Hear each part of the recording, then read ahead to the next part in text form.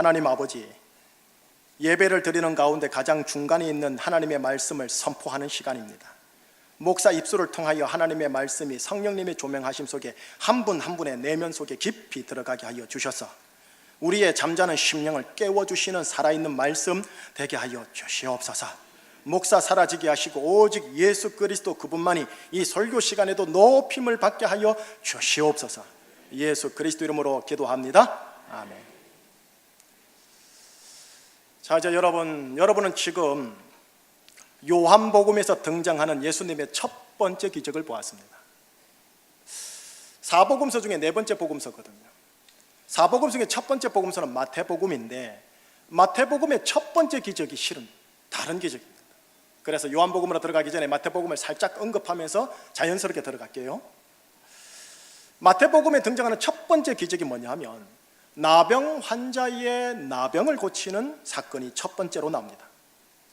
나병이라는 이 질병은 단순히 의학적 진단이 아닙니다. 성경에 의하면 나병이라는 병은 적어도 유대 사회 속에서는 하나님께 저주를 받았다, 하나님께 심판을 받았다라고 인식되는 영적 성격이 더 강한 질병이 나병입니다. 그래서 나병에 걸려 율법적으로 넌 나병이야 라고 선포되어지면 그는 이제 부정한 자가 되고 죄인이 됩니다. 부정한 자요 죄인으로 판명이 되면 그가 사회적 위치가 어떻든 간에 사랑하는 가족들에게 추방당합니다. 그리고 사랑하는 이웃과 마을과 사람들로부터 그는 추방당해서 외딴 곳에서 난 저주받은 사람이야 하면서 혼자 자학하면서 살아야 할 사람이 이 사람입니다. 버림받음의 상징, 저주의 심판의 상징, 부정함의 상징, 죄인의 상징, 그게 뭐냐? 나병이요. 이 나병을 온몸에 온 인생에 짊어지고 가는 자를 나병 환자 혹은 나병 환자 같은 인생 운명이라고 그래요. 그런데 그 나병 환자의 상황을, 그 나병 환자의 인생을 예수님이 만나셔서 직접 손을 대시며 어떻게 하느냐? 그를 깨끗게 하십니다. 나병 환자의 심판과 저주와 죄와 버림당함을 손을 만지사 예수님이 가져가시고 예수님 안에 있는 은혜와 성결과 그 복과 건강을 그에게 손을 통해 흘려보냅니다. 이거를 일컬어 전문 교리 용어로 Divine Exchange, 거룩한 교환의 은혜라고 그럽니다. 나병 환자 치유 사건 뒤에 마태복음은 이 예수님의 치유 사역을 말하면서 이사야의 말씀 한 구절을 언급하는데 한 구절이지만 영적 대단히 깊은 구절이 있습니다. 함께 자막을 보면서 시작. 이는 선지자 이사야를 통하여 하신 말씀에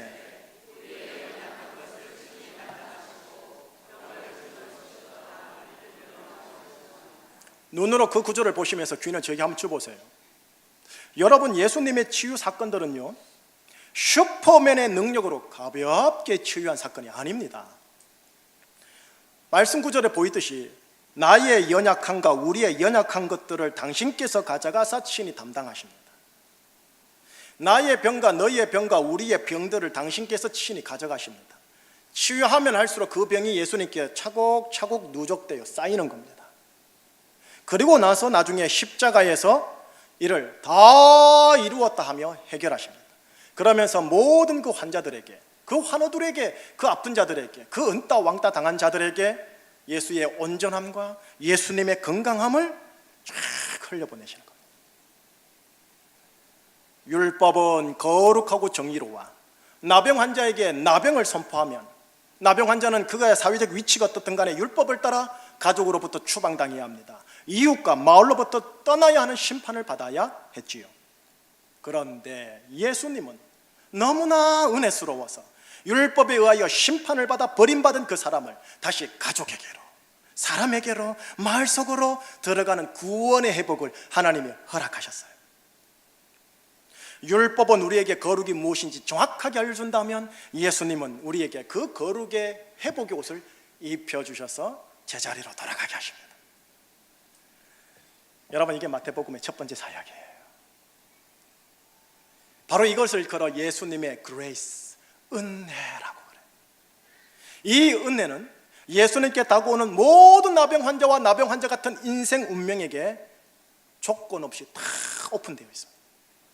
여러분 모두 한 분 한 분에게요 다 열려 있어요. 예수님은 이 그레이스, 이 은혜로 여러분 한 분 한 분 정말 대하기를 원하시고요, 이 은혜로 여러분의 인생과 가정과 자녀 전체를 이끄시기를 정말 원하십니다. 이게 마태복음의 첫 번째 기적이에요.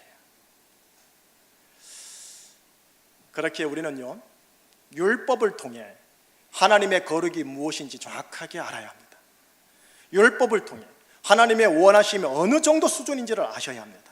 그러면서 동시에 이 율법을 통해 하나님의 거룩과 하나님의 원하심에 내가 얼마나 부족한 존재인지를 확인하셔야 합니다. 율법을 통해 하나님의 수준을 확인하고 동시에 나의 미치지 못함, 나의 부족함, 나의 죄인됨을 인지하고 내가 심판받아야 될 놈이구나, 내가 저주받아야 할 놈이구나, 내가 추방당해야 할 놈이구나 하고 자기 스스로에게 절망하셔야 합니다. 그리고 나서 그 심령의 가난함을 가지고 은혜 베푸시는 예수님에게 나와 예수님을 바라보면서 예수님, 나에게 은혜를 베푸사 나에게 하나님의 거룩함을 입혀주소서, 하나님의 원하심의 수준까지 이르게 하소서, 제 힘으로 되지 않는데 나를 불쌍히 여기사 나를 소생시키소서 라고 요청하는 겁니다. 이 마음이 바로 주일 예배를 드려야 할 기독교인들의 예배자의 마음 자세라고 합니다. 이것이 영과 진리로 예배 드리기를 원하시는 하나님께서 아들들에게 원하는 예배자의 기본 자세입니다. 그러니 예배는 보는 게 아니지요, 관망하는 게 아니지요, 예배는 드리는 거지요. 자, 이제 오늘은 요한복음을 봅니다. 요한복음에서 나오는 첫 번째 기적은 예수께서 가나 조그만 촌동네에서 혼인잔치에 참여하였고 그 혼례잔치에서 물을 포도주로 변화시킨 아주 황당하고 황망한 사건이 하나가 등장합니다. 자, 이제 오늘 본문 들어갑니다. 가나 혼례잔치에서 물을 포도주로 변화시킨 이 사건, 오늘 본문 마지막 구절을 보면 다 보입니다. 11절을 보세요. 11절 시작. 예수께서 이 첫 표적을 갈릴리 가나에서 행하여 그의 영광을 나타내시매 제자들이 그를 믿으니라. 아멘. 자막을 보시면 색깔이 노랗게 칠한 표현이 세 군데가 나옵니다. 그 중에 첫 번째예요. 첫 표적이라는 단어에 노란색으로 색칠되어 있죠. 예수님의 기적을 요한복음에서는 기적이라는 단어를 사용하지 않습니다. 대신 표적이라고 다소 어려운 표현을 쓰십니다. 기적과 표적을 달리해서 요한복음은 일부러 쓰십니다. 기적이라 하면 놀라운 사건 그 자체를 말합니다. 팩트를 말합니다. 허나 표적이라고 쓰면 놀라운 사건 그 자체로 끝나는 게 아니라 그 기적이 지금 무언가를 나에게 보여주고 있고 말해주고 있다, 그 메시지가 있다라는 것을 얘기합니다. 단순히 기적이 일어났다 정도가 아니라 요한복음을 읽는 기독인들에게 예수님은 지금 무언가 나에게 보여주고자 말해주고자 하는 메시지가 있다, 그거 발견하거라 하고 지금 말씀하시는 겁니다. 가나 혼례잔치에서 물을 포도주로 바꾼 이 황당한 사건, 단순히 기적만을 보여주는 게 아니라 오늘 이 시간 나에게, 우리 모두에게 무언가를 예수님이 전해주고자 하는 메시지가 담겨져 있다는 거예요. 무슨 메시지를 나에게 주시려고요? 오늘 그거 찾아보려고요. 그 답의 힌트를 한 역사의 일화를 통해서 자연스럽게 그 답으로 들어갈게요. 18세기, 19세기에 영국의 유명한 낭만파 시인 바이런이라는 사람이 있는데, 이분이 젊었을 적 옥스퍼드 대학교에 다닐 때 종교학 과목을 신청하여 듣다가 중간고사 시험을 칩니다. 시험 제목은 물을 포도주로 바꾼 예수의 기적에 담긴 종교적이고 영적인 의미를 서술하시오. 모든 학생들은 저마다 2시간 동안 답안을 열심히 작성해 나가는데 이 바이런은 단 한 글자도 2시간 내내 적지 않더라는 겁니다. 교수님이 딱하여 바이런에게 물어요. 제군, 왜 답안을 작성하지 않나? 교수님, 쓸 말이 없어요. 어허이, 단 한 줄이라도 써야 낙제는 면할 걸세. 바이런이 정말 단 한 줄을 적고 나갔어요. 물이 그 주인을 만나니 얼굴이 붉어지더라. 딱 이 한 줄, 시인답지요. 물이 그 주인을 만나니 얼굴이 붉게 변화되더라. 실은 얼굴만이 아닙니다.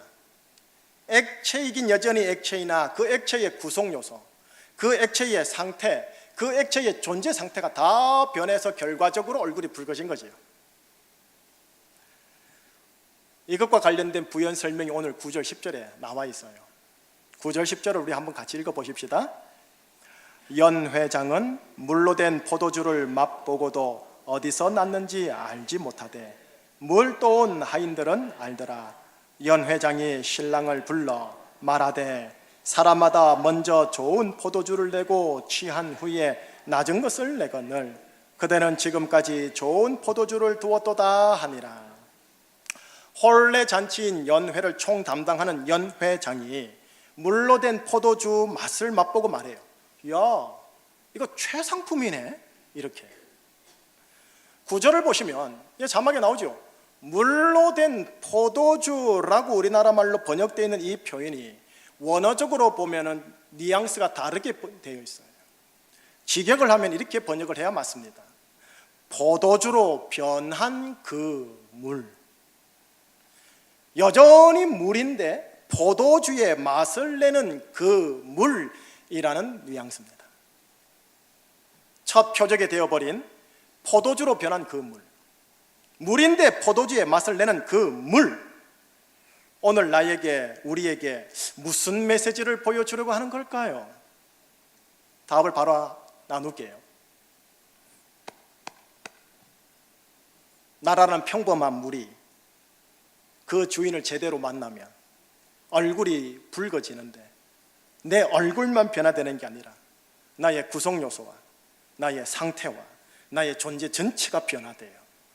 최상품의 포도주의 맛을 내는 그 물이 될 것이다. 너의 가족과 내 가족이 주인을 제대로 만나면 네 가족의 얼굴들이 붉어질 텐데 얼굴만 변화되는 게 아니라 우리 가족의 구성 요소와 우리 가족의 상태와 우리 가족의 존재 전체가 변화돼요. 최상품의 포도주 맛을 내는 그 물이 될 것이다. 물이 그 주인을 제대로 만나면 물은 변화되어 그 얼굴이 붉어집니다. 하나님의 종 모세는 율법을 통해 물을 향하여 말합니다. 물은 물이야, 물은 물이다라고 정확하게 선고합니다. 그래 되면 물은 혼인잔치의 즐거움에 참여할 수 없어. 그저 손님들의 손이나 발이나 씻으면 되는 거야. 그런데 하나님의 아들 예수님은 은혜를 통해 물로 하여금 포도주의 맛을 내는 그 물로 변화시켜 줍니다. 혼례 잔치 오신 모든 손님들의 손과 발을 씻어주는 물이 아니라 그들의 맛과 기분을 즐겁게 해주는 최상품이 됩니다. 오늘 11절에서 다른 색으로 칠해진 두 번째 표현을 볼 때가 왔습니다. 11절 우리 다시 한번 읽어봅시다. 예수께서 이 첫 표적을 갈릴리 가나에서 행하여 그의 영광을 나타내심에 제자들이 그를 믿으니라. 예수께서 그의 영광을 나타내시더라. 무슨 말입니까? 물이 그 주인을 만나 얼굴이 붉어져 최상품의 포도주의 맛을 내는 그 물로 변화되는 것, 그게 뭐냐? 그것이 바로 예수의 영광을 나타내는 것이다. 예수의 영광의 그 나타남, 오늘날 여러분에게 필요한 거 아닙니까? 오늘날 우리 가정에, 우리 교회에 필요한 거 아닙니까? 이 간절함으로 우리가 예배를 드리는 겁니다. 예수님 그렇습니다. 내 남편요, 내 저 사람요 가 아니라 예수님 저부터요. 예수님 저에게 먼저 그 예수님의 영광을 나타내소서. 나라는 존재가 예수님이라는 최상품의 포도주의 맛을 내는 그 물이 되게 하여 주십시오. 그 남편, 그 아내가 되게 하여 주십시오. 예수님이라는 최상품의 포도주의 맛을 내는 우리 교회의 그 집사가 내가 되게 하여 주십시오. 그 성도가 내가 되게 하여 주십시오. 그 나라는 물이 그 주인을 제대로 만나 나의 얼굴이 정말로 붉어질 대로 붉어지기를 하나님, 예수님 원하나이다. 이렇게 나에게 예수의 영광이 나타나면 어떻게 되는 줄 아세요? 이제 세 번째 색다른 표시를 한 걸 볼게요. 다시 11절 시작. 예수께서 이 첫 표적을 갈릴리 가나에서 행하여 제자들이 예수님을 어떻게 하더라? 내 얼굴이 붉어지는 걸 보면 내 주위에 있는 가족들이 예수를 믿습니다. 당신의 얼굴이 붉어진 걸 보니 당신 주인 제대로 만났네. 여보, 당신 얼굴 붉어진 거 보니 당신이 주인 제대로 만났어. 나도 그 주인 한번 만나보고 싶군. 나도 당신의 그 주인을 나의 주인으로 모시고 싶군. 당신 그 주인 만난 곳으로 나 좀 데려가 주어. 나의 얼굴이 붉어지지 않았는데 나의 주인을 소개해 봐야 도리어 내 주인을 욕되게 할 가능성이 많아요. 그러니 신앙생활은 타인의 얼굴을 붉게 하는 데 목적이 있지 않아요. 나의 얼굴을 붉게 하는 데에 목적이 있고 우선이 있어요. 내가 하는 신앙생활의 기도와 내가 하는 신앙생활의 순종과 내가 하는 신앙생활의 열심과 봉사와 섬김은 이 모든 것이 나에게 은혜를 베푸신 주인을 향한 사랑의 표현이기도 하지만 조심할 게 있어요. 내 가족과 내 타인들을 변화시키려는 표현과 열심이 되어서는 안 되고, 나의 주님, 나의 예수님, 더더욱 나의 얼굴을 붉게 하여 주시옵소서 라는 마음으로 열심히 다하셔야 된다는 거예요. 나의 얼굴이 붉어지는 만큼 주위 사람들이 나를 변화시킨 그 주인을 보기를 원할 것이고, 또 그 주인을 믿게 되고, 그러므로 인해 그도 나와 함께 그의 얼굴이 붉어지는 일이 도미노 현상으로 일어날 겁니다. 예수님, 나에게 그 예수의 영광을 나타내 주세요. 나의 얼굴이 붉어져 최상품의 포도주 맛을 내는 그 물을 내 가족들이 보고서 내 가족 모두 다 예수 믿는 일이 일어나게 하여 주세요. 그래서 나에게 나타내신 예수님의 그 영광을 사랑하는 내 남편에게도 동일하게 나타내 주시옵소서. 그래서 마침내 우리 가정 전체가 얼굴이 붉어짐으로 말미암아 예수님의 영광을 다 보게 하여 주시옵소서. 저 사람이 아니고 나라니까요. 예수님의 다른 한 구절을 한번 보실래요? 요한복음 7장 38절을 자막을 통해 한번 보십시다. 같이요. 나를 믿는 자는 성경의 이름같이 그 배에서 생수의 강이 흘러나오리라. 한 번만 더 시작. 나를 믿는 자는 성경의 이름과 같이 그 배에서 생수의 강이 흘러나오리라. 예수를 믿는 자, 그 자 배에서 생수의 강이 흘러나오리라. 생명의 물이 흘러나오리라. 최상품의 포도주 맛을 내는 그 물, 포도주의 일가견이 있는 연회장을 감탄케 한 그 물, 그 물이 내 배에서 계속해서 흘러나와 나도 해갈되고 그 물을 마시는 가족들도 해갈될 것이다 라고 예수님이 지금 약속하고 계신 거예요. 물이긴 물인데 오염된 물로서 먹으면 먹을수록 가족들로 하여금 배탈나게 하는 물이 아닌, 물이긴 물인데 최상품의 포도주 맛을 내어 가족들로 하여금 상쾌하게 하는 맑고 깨끗한 그 물이 네 배에서 흘러나오게 하리라 예수님께서 약속하시고 있고, 그 물이 너의 자녀, 너 배우자에게서 때가 되면 흘러나오게 하리라. 그 물이 너의 교회에서 흘러나오게 하리라 예수께서 약속하고 계셔요. 할렐루야. 기대됩니까? 요한복음 4장에 보면 은따 왕따 당해서 완전히 버림받은 한 여인이 예수를 만났다가 예수의 이 관련된 말씀의 대화를 듣다가 이렇게 예수님에게 말을 건네줘요. 요한복음 4장 15절이 또 보일 거예요. 같이요. 여자가 이르되 주여 그런 물을 내게 주사 목마르지도 않고 또 여기 물 기르러 오지도 않게 하옵소서. 주여 그런 물을 내게 주십시오. 그런 물을 내게 주셔서 내 좀 목마르지 좀 않게 해주십시오. 이 심령의 갈급함요. 주님이 이 여인에게 이렇게 화답을 해요. 13절 14절을 보여드릴게요. 시작. 예수께서 대답하여 이르시되 이 물을 마시는 자마다 다시 목마르니와 내가 주는 물을 마시는 자는 영원히 목마르지 아니하리니 내가 주는 물은 그 속에서 영생하도록 솟아나는 샘물이 되리라. 13절을 보면 이렇게 돼 있죠. 세상이 주는 물은 다시 목마르다. 세상에서 목마름 해결하고자 하면 다시 목말라 또 다른 거 찾게 될 거다. 네가 스포츠를 통해서든 돈을 통해서든 여행을 통해서든 뭘 하든 간에 하지만 14절에서 이렇게 말해요. 예수님이 나 예수가 주는 물은 너희의 목마름을 해결하는 정도가 아니라 네 속에서 계속하여 솟아나는 샘물이 되어 흘러나오게 하여 너도 해갈되고 네 가족들도 해갈되게 해주리라. 생수의 물이 계속하여 솟아나 흘러나오는 걸 걸어 뭐라 하냐면 샘이라고 합니다. 샘. 너의 가족과 너의 교회를 위해 내가 너로 하여금 샘이 되게 하겠다라고 예수님이 약속하시는 거예요.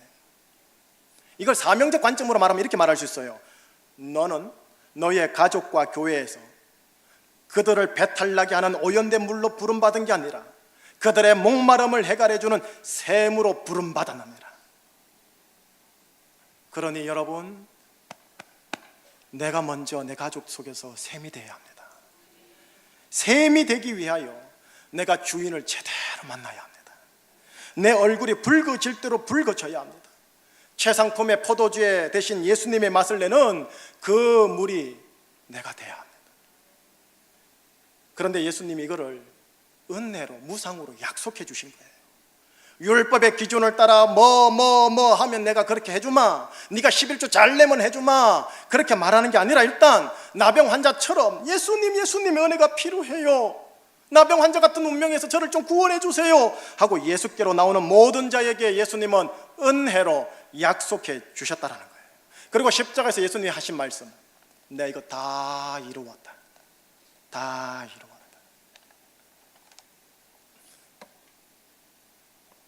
내일부터 새벽기도 또 변함없이 할 거거든요. 요즘 새벽기도회 때 민수기를 따라 진행해요. 민수기에서 가장 많이 나오는 단어 하나가 있는데 우리나라 말로 번역되기를 계수하다라고 번역된 단어예요. 말이 좀 어렵죠. 수를 세다라는 뜻이에요. 하나님께서 광야에서 모세를 통해 이스라엘 백성들의 수를 세요. 유다 지파는 몇 명, 레위 지파는 몇 명, 도한 몇 명 하고요. 구약 성경에 계수라는 단어가 136번 나오는데 그 중에 100번이 민수기에 등장합니다. 백성 민자에 세말 숫자에 기록할 기자, 백성의 수를 계수하여 기록했다 하여 민수기라고 합니다. 이 계수하다라는 단어가 히브리어로 보면요 파카드인데요, 이 단어가 영적으로 깊어요. 하나님께서 유다 지파를 파카드하였다, 하나님께서 레위 지파를 파카드하였다, 이스라엘 전체에 파카드하였다. 이 파카드의 원뜻이 뭐냐? 찾아가 방문하여 돌본다, 찾아가 방문하여 하나님의 원수를 벌하신다. 여러분, 사람들은 이렇게 말하죠. 제주 충신교회 교회 출석교회는 몇 명이야, 아무개 교회는 몇 명이야 하므로 교회를 숫자로만 보려고 하지만 하나님은 달라요. 하나님은 우리 교회를 숫자를 세신다 할 때, 하나님은 우리 교회를 파카드한다 할 때 그 뜻은 뭐냐?